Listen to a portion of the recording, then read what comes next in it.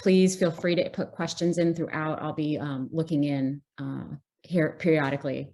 So I'm Larissa Zimberoff. I'm a freelance journalist. I am a frequent contributor to Bloomberg News, and I have a new book out, which is available anywhere you can buy books. I also send a weekly newsletter out on Fridays that I think is pretty fun and a little more speedy for people who don't like to read too much. Anyways, so with me today, we've got 4 awesome people doing interesting stuff in cell agriculture. And I'm going to start with Anita Broellochs and let her introduce herself. Awesome. Thank you so much, Larissa, and thank you for Ahmed to organize this conference. So my name is, as Larissa said, Anita Broellochs. I'm the founder and CEO of Balletic Foods. Balletic Foods is a cellular agriculture company based in Davis, California. And what we're working on is we're creating meat protein through fermentation. So we're not doing cultured meat in a sense of that we're trying to culture the actual animal cells, but we're focusing on only the protein. So the outcome is an ingredient that can be used for various food applications. And so yeah, because we really do believe that animal protein has a lot to offer when it comes to the nutritional aspect of it, and it does outperform a lot of times plant-based proteins that are available. So we really want to make a change of making that high quality protein available for a lot of different applications without needing to compromise on the nutrition. And yeah, before I created Balletic Foods, I co-founded a group called the SVCMS Group, which stands for Silicon Valley Cultured Meat Symposium, in 2017. And that is a parent organization that is hosting a podcast called the Cultured Meat and Future Food Podcast that has gotten a lot of popularity in the field. We are at about 100 episodes now. And also we host a yearly conference called the Cultured Meat Symposium, which really brings together all the players in the field, from startups to researchers to also investors, because one of our main focus of the SVCMS group, one of the reasons we created this, is really to facilitate investment into the cellular agriculture community. So really convince investors to go away from traditional tech investments into food tech. So yeah, and I'm very excited to be on this panel today and discuss a lot of exciting topics with you. Yeah. Thanks. Awesome. Thank you, Anita. I've been to CMS several years and I can recommend it thoroughly. So Irina, tell us about yourself and your company. Sure. My name is Irina Gerry. I'm the Chief Marketing Officer at a company called Change Foods. And at Change Foods, we're all about cheese. The reason we're all about cheese is because it is delicious. It makes every food better. I would say it adds a unique texture and flavor that we all love. There's only one problem with cheese. It's incredibly unsustainable. To make 1 kilo of cheese takes about 10 kilos of milk, which makes the impact of cheese 10 times worse than even dairy agriculture, as most people are aware. And so we've decided to go and deploy the best technological solution to give people the cheese they know and love, dairy cheese, without the use of animals. So we're focused on developing animal-free cheese through precision fermentation. We're creating animal-free casein proteins, which are critical to cheese performance, as well as lipids, and then formulating them into final products and taking those to market. I come from CPG industry. I've spent the last 5 years working on brands like Silk and So Delicious at Danone. Prior to that, I was at Procter & Gamble. So I'm looking to kind of deploy all my skill set to help bridge the gap between technology and ultimately food products that these technologies will create. Awesome. Thank you, Irina. Stephanie, you're the single person joining us from the East Coast. Everyone else is in California. Tell us about yourself.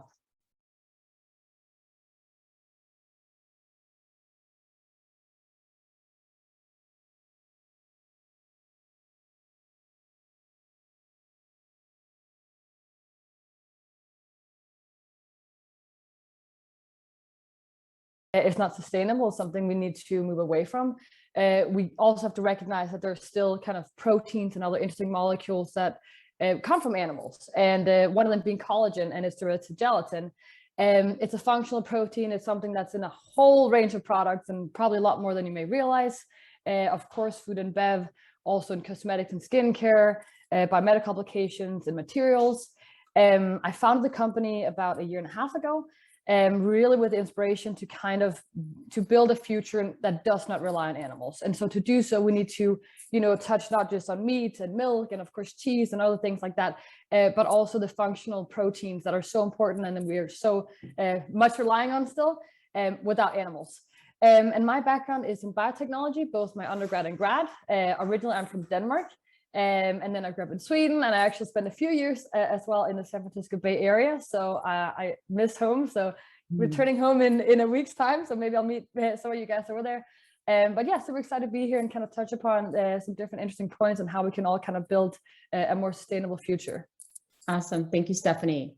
Alan, you're working on arguably my most favorite food. So I'm really excited about what you're trying to do. Tell us about yourself.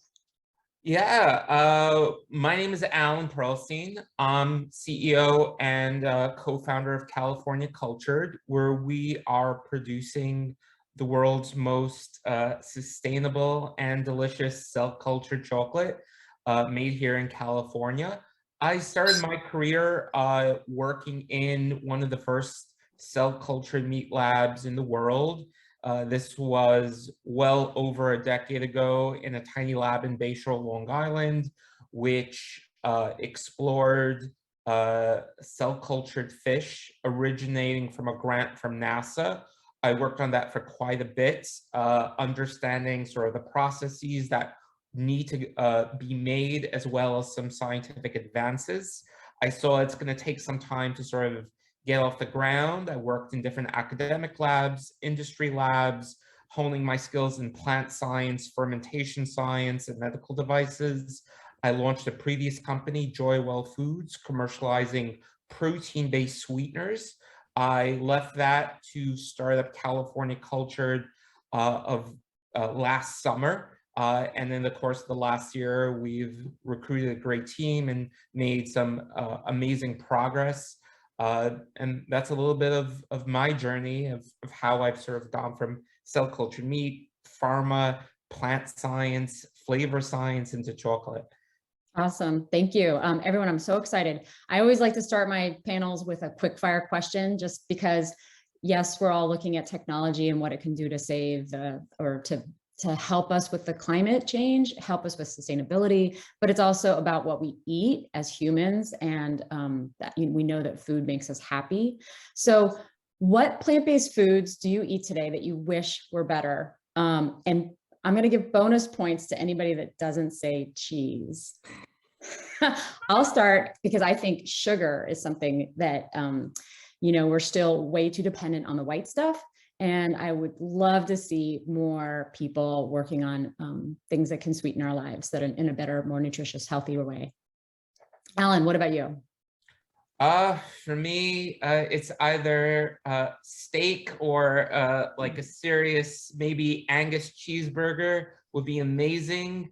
Well, I know it's going to have some cheese in it, but if you could get those fats from the collagen maybe in it, that would work well too. There's a lot of interesting flavors that we would love to get plant-based, but you need to have all these components built together to make it really a possibility. Yeah. Uh-oh. Stephanie, what about you? I'm gonna say, well, I will say cheese is one thing that I think still, we need to work a little bit on. Had a few different kinds, and sometimes I feel like it's like the consistency or the taste, there's always something a little bit off. But I also think that seafood and, sushi, sashimi, things like that is something that I'm very excited about. Hopefully soon being able to kind of taste some cell-based or cultivated kinds of, but I guess like, the cell-based meat and everything, I think that's going to be really exciting to finally get to taste that at some point and see if it's, how it is. Anita? I'm also going to skip the bonus point and say cheese. I think cheese is really the one thing that I think we still just need to improve on the plant-based versions. I mean, every year, I think it's amazing how much they improve from year to year, but still, like, sometimes I see actual cheese somewhere and it's really, really hard to be strong and say no to those things. If you see like a cheese pizza, or sometimes, I don't know, it's like in Germany, we have like this awesome cheese. I mean, I hope one day it will be without actual real dairy. It's like called Ofenkäse, where it's like you put the entire cheese block pretty much in the oven and you dip bread in it, and it's like kind of like a raclette kind of situation. But those kind of things are what I really miss. Yeah, hard cheese would be nice to see. Right. Irina, you know I was going to say cheese, of course, but the other category I would love to see a lot more improvement on is eggs, because eggs offer such tremendous nutrition value, and obviously they're part of so many dishes and cultures, and they're satiating, and they're all those things. And I just don't think that we're there yet with plant-based alternatives that hit all the marks, that taste and cook and have the nutrition of eggs. And I think that would be such a tremendous development to see a really great egg analog come to market. Awesome. That's a great point. Eggs. Yeah. Everyone talks about eggs. Yeah. Eggs and bacon. So Irina, I'll stick with you. Why is Change Foods working first on mozzarella, which relies on casein, as you mentioned? Tell us about that decision. Yeah. Well, as you know, as you've heard, right, cheese is there's a big gap in cheese in terms of performance. And the most, beloved cheese types are mozzarella and cheddar. In the US, those are two leading brands. Pizza is a category of food in and of itself, really. And as I said, cheese makes everything better. And usually what people put on foods to make them better are the cheddars and the mozzarellas of the world. So we decided to go and solve for kind of what we call the holy grail of food, right? That is such a big unlock for so many people who are looking to step into a fully plant-based lifestyle, that, we said, why try to solve on the margin? Let's go for the big guy. And casein is really the ingredient that is key to delivering the stretch and the melt and the kind of the tooth bite that you expect from cheese that makes it delicious. And unfortunately, plant-based proteins are limited in that. And that's why for us, that it was kind of a no-brainer, looking at what is the biggest problem that needs solving and going after it. Do you think, Irina, plant-based proteins are limited, or do you think we just haven't found the right ones? I think they're limited. It's not that we haven't been looking, right? Plant-based cheeses has been around, and as Anita said, it's improved, right? And I buy some of the products and I use them. And I find that in cold applications, we've made quite the strides. You can find a pretty nice piece of, sliced cheese, and you can get a lovely cream cheese made with cashews. Where it all falls apart is it when it's heated or melted or baked. And so for us, that's the functionality that has not been unlocked through plant-based. I don't know if there is one. I have not seen through all of the products that I've seen in market and experience, there's just not been one that really delivers. Yeah. I finally learned how to melt my sliced cheese, but you have to spray water and get steam, and you have to cover it. So it cover it and lid and this, and even then, even with all of that, it still is not quite to par. And I feel that because people love cheese, the barrier to acceptance is so high. Like that bar is so high with cheese. Yeah, agree. So let's jump to gelatin. Stephanie, you're taking a different approach to how you're growing collagen and gelatin, which I think is pretty fascinating. We talked about it yesterday. Tell the group what you're doing with at Jellatech, how you're growing the collagen. Yeah, so we use cell culture, so animal cells, and the reason is precisely functionality. So like both Irina and Anita touched upon, the functionality of proteins really is what, what the protein is, right? Like, in science, without the right structure, you don't have the functionality of the protein. So it's super, super important. And animal cells, they're just more kind of advanced cells than plant cells and microorganism cells. So they can do other things. So that's why we decided to take a cell-based approach, is to really fully kind of unlock all the potential that collagen has. It's a very large protein. It's complex. It has what we call post-translational modifications. So even after the protein is synthesized, it needs to be modified. And that's something that only kind of more advanced cells can do. And so in our view, to really be able to make something that's going to replace animal agriculture when it comes to collagen and gelatin, the way that I see it, I think cell-based is the only approach. And so far from what we're seeing with what we're creating, it seems to kind of check all the marks. And that's where I think a fermentation-based approach to collagen specifically it kind of falls short because you're limited by the kind of ability of the organism. And again, functionality of proteins, that's what it's all about. And the animal kingdom is unique like that. It just has proteins that don't exist elsewhere, just like Irina said as well. It's interesting, Stephanie, because companies seem to either be growing like single proteins, or like maybe Alan and you going for the whole thing. Is that harder? To pick one protein or go for multiple proteins? Or you're going through for collagen in its entirety versus like a singular, right? And precision fermentation. And Alan is trying to go for the entire, eventually the entire bar of chocolate, right? Is that harder? I don't know. I mean, so far, really what we're building is actually like a technology platform, right? And kind of starting with collagen. There are many other animal-derived proteins that we also need to replace and find alternatives to, where, I see that our technology can be used. But I think it's also nice in a way to kind of have one focus and to kind of, start there and then expand. But, there's so much work still to be done. So I think it's important that we cover all, the important proteins that we want to kind of get away from animals from. Gotcha. So in my opinion, it's nice to have one thing to focus on for now, but I'm also just kind of impatient and eager. So I want to kind of expand quickly as well. Gotcha. So Anita, you have wanted to start a company since 2017, and you finally sort of made the leap into your own company, which is super exciting. What made you finally decide? Was it having the right idea or the moment in time?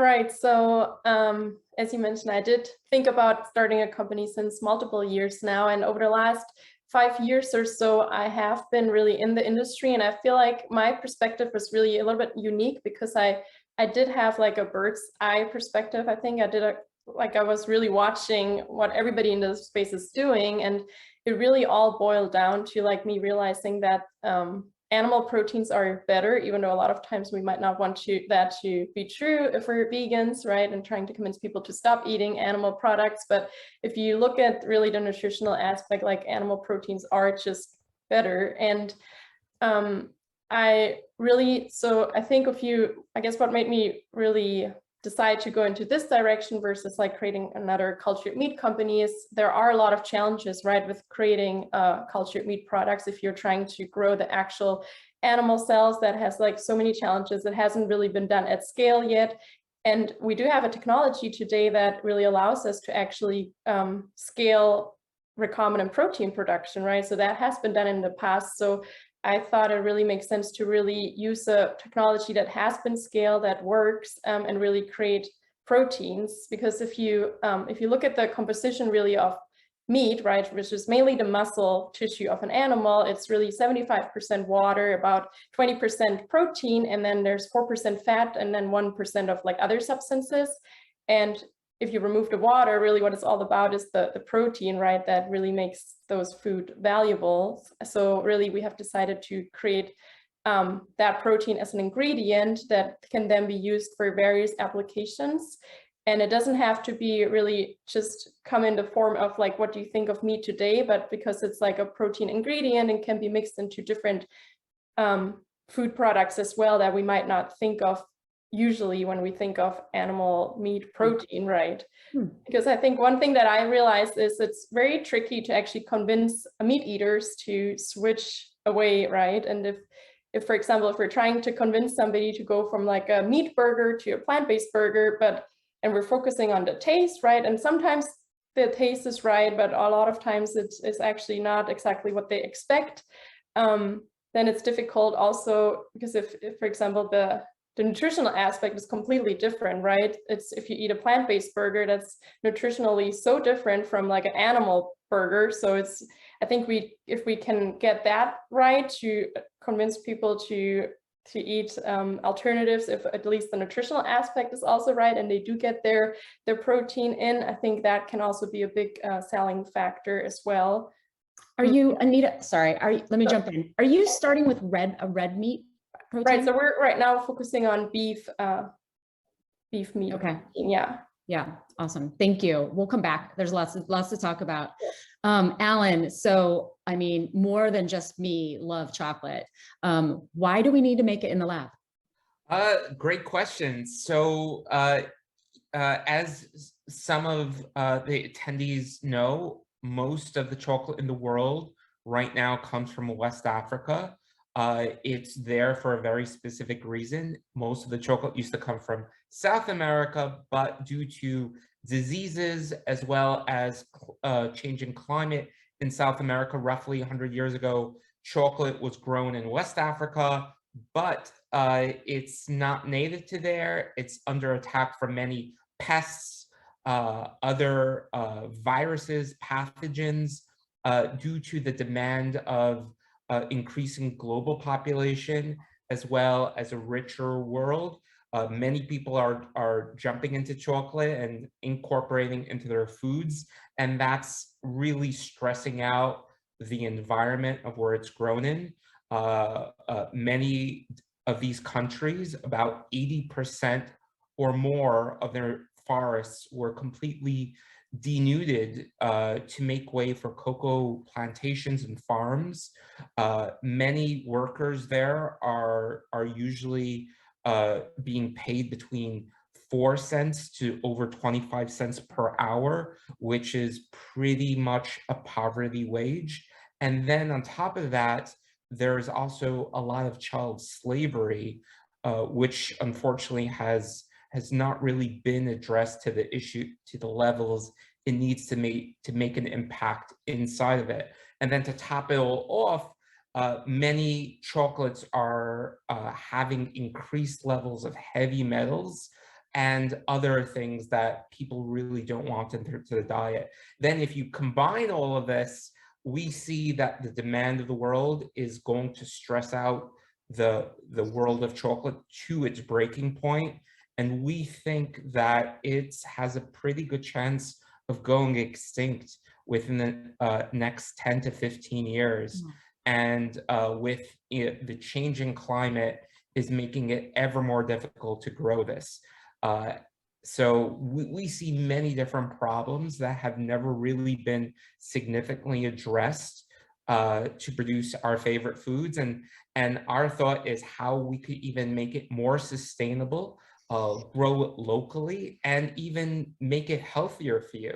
And to truly make it a dessert and a food that can not only make you happy just eating it, but you just feel great as well. And that's our big crazy vision of what we want to do and some of the issues that we want to address within the chocolate world. Thanks, Alan. So there's a lot of reasons. I mean, just even thinking about extinction, like puts my alarm bells off. Was there something that you were thinking about tackling before chocolate? Anything that you like sort of decided against? We basically see that many different plant species in the world are most likely going to be under major threat within our lifetimes, our most favorite foods.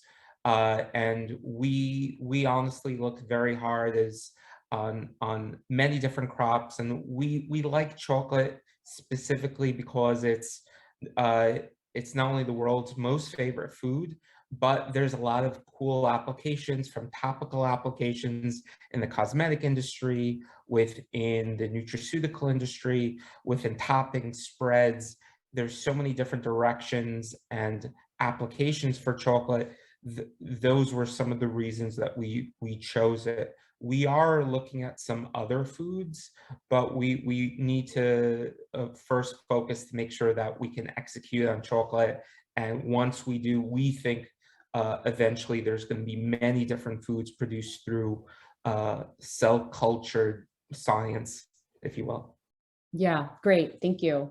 So, you know, in light of the recent funding of the Every company, which used to be Clara, I wanted to say that like most investment has gone to cell-based meats, but their recent raise really blew that out of the water. But it's typical that more of the funding is going to cell-based meats. And I'm curious what this panel thinks about why that is. You know, why aren't we spending more on especially cheese? Irina, what do you think? Well, I think it was just a matter of catching up with technology a little bit. What we've seen in the last just 2 to 3 years is a proliferation of several companies in the space. I think investors are starting to see kind of the next wave of technology developing, right? Meat was the holy grail because, you know, from a sustainability perspective and just pure poundage in the world, that was the biggest thing to solve for. Cheese is, you know, is number one in freshwater withdrawals as a food product, number two behind red meat in terms of greenhouse gas emissions. So we're starting to see the shift in attention both from sustainability perspective as well as technological development, where we now have proven the technology to the point where there's products in market using this technology. So there's, you know, de-risking that took place. It's in some ways, you know, arguably easier technology to scale than cell-based because you are not producing the entire cell. You're just producing the, you know, the molecule of interest, and that is less complex of an endeavor. And then obviously you're combining it with other ingredients, so there's less of it that you need in order to put a product to market. So I think all of those things combined are starting to be seen. And I mean, Clara or every company's funding round, I think is a perfect example of the shift in the mindset. And I would expect to see a lot more. I mean, there's been a number of rounds announced in precision fermentation space just over the last month. So we're seeing funding come in, and I think it will just continue to accelerate. But do you think the last month is because they're trying to spend their money for 2021?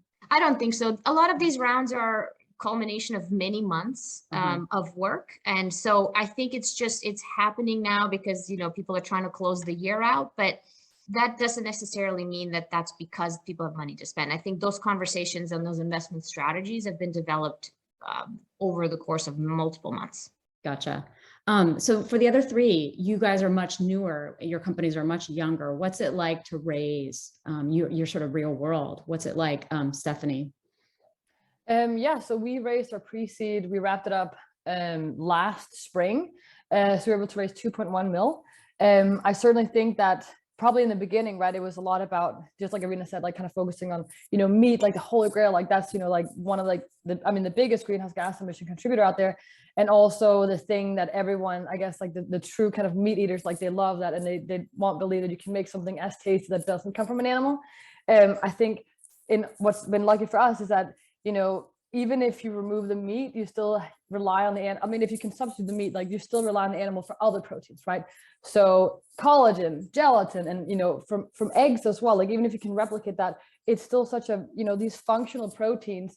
I mean, you know, if you've ever baked with, you know that like making meringues or baking or cooking eggs, like something happens to the protein, you know, from temperature perspective, like it's like a liquid, then it becomes solid. Similar with gelatin, right? Like we all know candies, and maybe you've ever made like jello shots or other things like that. So I think now we're realizing more and more that we need to substitute and fulfill like the entire kind of perspective from, you know, the proteins to the meat, to the milk, to the cheese, like it's all of that we need to replace. So I think we've been lucky to kind of come in at the right time where the technology had been proven from the, you know, the cell-based meat companies, but also the time where, you know, now the market's ready, people are realizing that it's an entire spectrum with a wide range of products, not just meat. So I think for us, you know, we were lucky to have a lot of interest.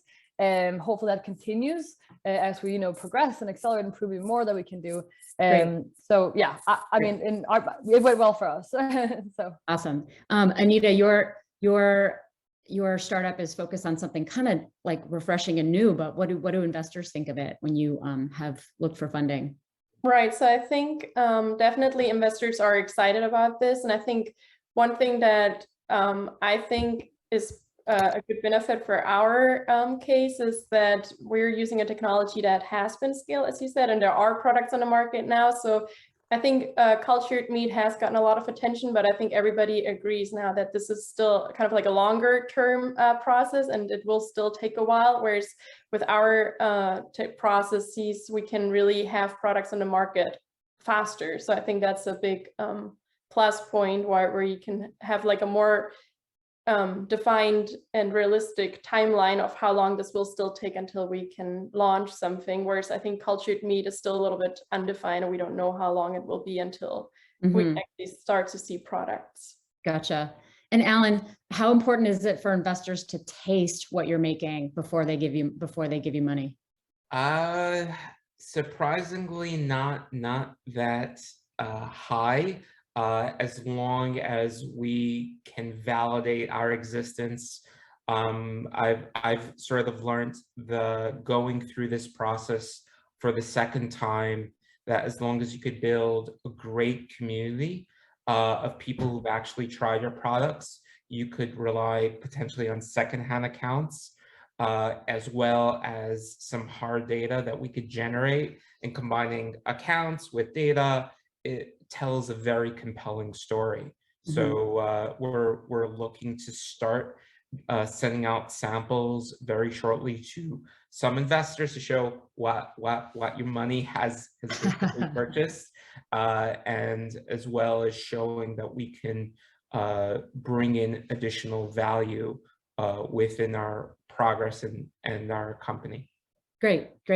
So I'm gonna jump in with a question from the audience. This is from Eitan Darwish, and it goes to Jellatech and Balletic. And I think, we might have missed this. Do you need to? And I know the answer, but do you need to extract cells from animals to kick off the protein making process? Anita, why don't you start? Right. So I guess that's another benefit of what we're using, is we don't need any animal in the whole process, because all the genetic codes that we are utilizing is available, so you don't need to have any animal cells. And that's another big plus point in comparison with cultured meat, where you actually need to go to an animal to get your cell samples and and you probably need to go back over time to really get more samples, right? So in our process, we don't need the animal at all. Gotcha. Great. Stephanie. So yes, we are a cell-based company, so we do need that kind of initial cell harvest. In our case, we actually went to a local farm and got a skin biopsy. So, it's nothing invasive really. It's about 3 millimeters in diameter, so quite small. And, in there you have many cells. So from that point on, you can later on immortalize the cells or kind of keep culturing them. We haven't gone back into the animal since. So that's really exciting. And again, the reason that we are using cell-based is because in our case, fermentation or microorganisms just can't kind of fulfill that functionality that we're looking to, obtain. Again, collagen is just a very large complex protein, like many other animal, derived proteins, and we need to use, cells, animal cells, to get that whole, again, range of functionality. So in our case, yes, we need that initial kind of harvest, but the plan is still to continue to kind of make the process independent of animals and keep using those cells virtually forever. Got it. Thank you. So let's talk about technology and scaling up. It's early to be talking about scale up, but I know it's a question probably from due diligence from any investor and anybody thinking about what you can possibly do. So Alan, let's start with you. With chocolate, how hard is it? Do you have all the technology you need to make chocolate that matches like what I can eat from the supermarket? At a very small scale, yes. In our lab today, we can produce small amounts, let's say a chocolate chip that has all the components, but to make bars consistently, that's going to take a lot of optimization of our cell lines, of our process, since there has never really been an attempt to grow all the specific components from chocolate, combine them and get that right flavor before. We're trying to tread new ground. So we do think that all the technology is roughly there, but it's applying the right combinations as well as doing that grind throughout these processes to get there. And that's going to be our big challenge of going through these iterations. I think for many of the companies, can you get our bug or cell to produce the compounds of interest or biological tissues at the right densities and quantities? That's, I think, all our company's challenges right now. Right. And so the challenges that you have scaling up beyond pilot, to me, actually don't seem as hard as getting all of the natural elements to coalesce and become chocolate. Which one's harder? Oh, one is just a matter of time. We see the R&D is going to take another 2 to 3 years to fully flesh out some of our expansive technology, but for the scaling up is going to be time consuming because of just capturing all that capital, building all these systems, especially at a time when even purchasing a bioreactor or facility is getting more difficult just because of supply chain shortages. Building supplies are all-time high demand.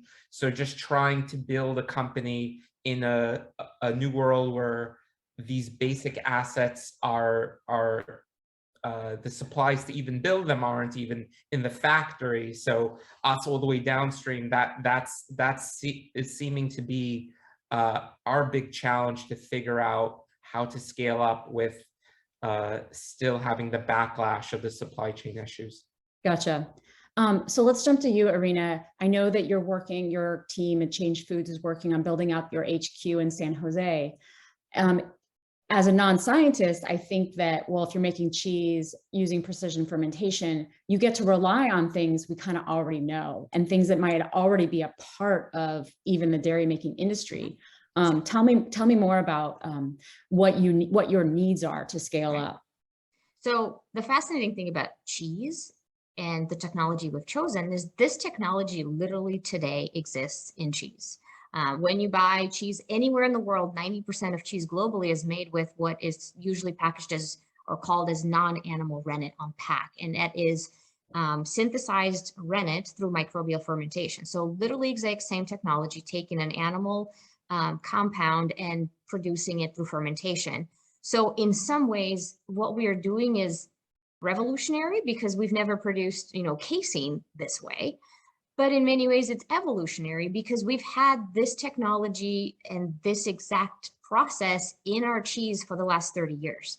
And it's fascinating because that means that the scalability of this type of technology has been proven. It's produced in extremely large quantities globally. The food safety of this technology has obviously not been an issue whatsoever, right? Because we've been eating it for the last 30 years.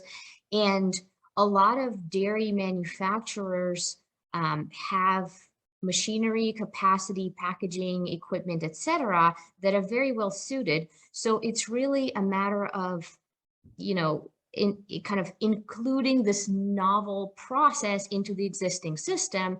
And once you combine the two, the scalability of it is quite possible. And that's why we're seeing a lot of interest in partnerships right now with large industry players, both on the ingredient side as well as the food manufacturing side, because for a startup like Change Foods, large partnerships unlock scale nearly immediately because you get access to obviously manufacturing capacity, distribution, better pricing. What Alan was mentioning is we've got to come down those cost curves. And in order to do that, some of that is unlocked through just the technological optimization and R&D work. But the other half of the equation is just scale. It's getting in front of those large scale fermenters and optimizing your downstream processing, et cetera. But then also ultimately, again, if it's going to be food and it's going to be consumed by people, hopefully in many countries in the world, you need to be able to manufacture and distribute it efficiently so that you can be competitive on shelf. Does it align to your mission to partner with animal-based dairy companies? Our mission is to change food, right? Our mission is to change how the world eats. It's not to be necessarily a disruptor or, a warrior on the scene. Our mission is to drive real change. And if collaborations and partnerships are a way to do that, and if our technology helps those large food manufacturers and animal processing companies actually do better, great, right? We're accomplishing our objective. So we don't see these relationships as adversarial in any way. We see them as A, necessary, but B, actually the point of driving the change in the food system. Gotcha. Thank you. So let's talk about naming convention because there are a lot of technical terms. We've got acellular, cultivated versus cultured, which is sort of the current one brewing, precision fermentation, animal-free versus non-animal, and others. What do you guys think of the focus that's on these naming conventions right now? And for the newer companies, like how much of your time is spent thinking about what you might want it to be called? Anita, let's start with you. Right. So I think the example Irina gave with the rennet, I think is a really great example on our technologies, because if somebody's buying a cheese, sure, if you turn around the package and you read the ingredients, it might say microbial rennet or animal-free rennet, but I think most people don't even, I think, know about it or care about it, where it came from. So I think it really depends. Like, I think, of course, you need to educate people and you need to make sure you're labeling everything correctly. But I think the end consumer, most of the time, they don't care if they don't care if it's microbial rennet or animal derived rennet, right? But I think it's important to put it on, because I think in that case, it's actually a plus point, right? If somebody knows what it is, and if it's not from an animal. When I was still vegetarian or not vegan, I always check to make sure it's microbial rennet, right? So I think it's not a negative term. Like, I wouldn't be like, this microbial rennet, it came from a bioreactor, right? I would think, oh, that's cool, I choose that over like the animal version. So I think there is a lot of potential with that naming will actually benefit us, because people will look for those little labels and choose that over the traditional version. And I know there's a lot of still discussion of what it should be exactly for cultured or cultivated meat, but I think it won't be hurtful, or I think it will only benefit us. If I could kind of chime in a little bit, I think it matters maybe to a different degree to an ingredient company or a component versus a whole food, right? So if you look at Impossible, for example, they make their heme protein through precision fermentation. Yes, it's a technological unlock, but to a consumer, it doesn't really matter, right? It's a plant-based burger and it just happens to taste just like real meat. When you're moving to a technology like ours, where we are now replacing every animal input into cheese, right? So now we've moved from non-animal rennet kind of being, an enzyme that nobody's ever heard of on the back of pack, to making exact cheese without animals. That becomes of great importance. And I think nomenclature matters a great deal, because our kind of language reflects our concepts of what these foods are, right? And that's why you see a lot of fighting going on, with the incumbent industry. Like, can you call this milk, right? Is plant-based milk a milk, or is it something else, right? Is cultivated burger a burger or not? And so it does matter a great deal, because it frames consumers' perception of what it is, what it's not, what is the benefit, and what's the performance I expect of this food. So both being able to call these foods what they are in terms of what they do for people, right? So calling cheese, cheese, and milk, milk is important, but also being able to clearly communicate, the difference, what they're not, right? That they are animal free or that they are cultivated. And having common nomenclature is incredibly important, because what we don't want is all the different companies in the space coming up with their own language, and ultimately consumers, retailers, or regulators being confused, because any degree of confusion potentially leads to a lot of negative consequences, both with somebody consuming an allergen, right? If it's a dairy protein that's an allergen, or being misled in any way. Obviously, there's regulatory bodies that are responsible making sure that the claims are not confusing or misleading. And so all of the nomenclature work is incredibly important for this space, because a lot of it just doesn't yet exist. The frameworks have not been fully vetted and established, and we're in the process as an industry of doing that. And we're seeing a lot of conversations that are critical, and a lot of actually collaboration happening in this space. Obviously, with cultivated meat, there's been a lot of alliances formed, and a lot of already kind of industry established nomenclature put forward. When we start to move further down the funnel with animal free or with some of the component ingredient technologies, that's less established. So I think we have still some work to do to get there. Got it. Thank you. But chocolate brings us joy, and it has nostalgia, and it has such a different, right? If you're using some of the same technology as cultured meat, do you want it to say, or cultivated, do you want it to say cultured chocolate? How much do you want to align to a very different area of the field with something so iconic? Alan. Yeah, We definitely think that it's really important to accurately describe what we're producing, as well as what we're going to be eventually serving the world. So the closest definition to what we're doing is chocolate, since we actually use cocoa cells, use many similar processes. We still have a level of fermentation that our cocoa cells undergo post-growth and pre-harvest. And our biggest benefit is that people can have the similar, or if not superior experience that people usually have when they eat chocolate. So we definitely feel it's very important to call our product chocolate, and we're working with different regulatory organizations around the world to make sure that we could still call our product chocolate. And it's something that people have grown up with, and it's something that's identifiable. And we feel it's going to be one of the things that can allow our product to have consumer acceptance. It's the name truly speaks volumes. Yeah, great.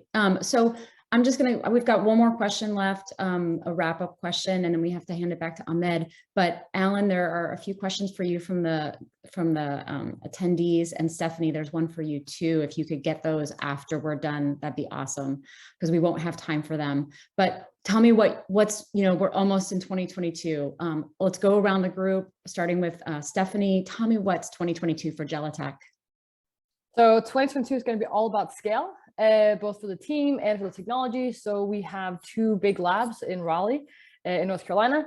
I want to fill them out with a bunch of great scientists and team members.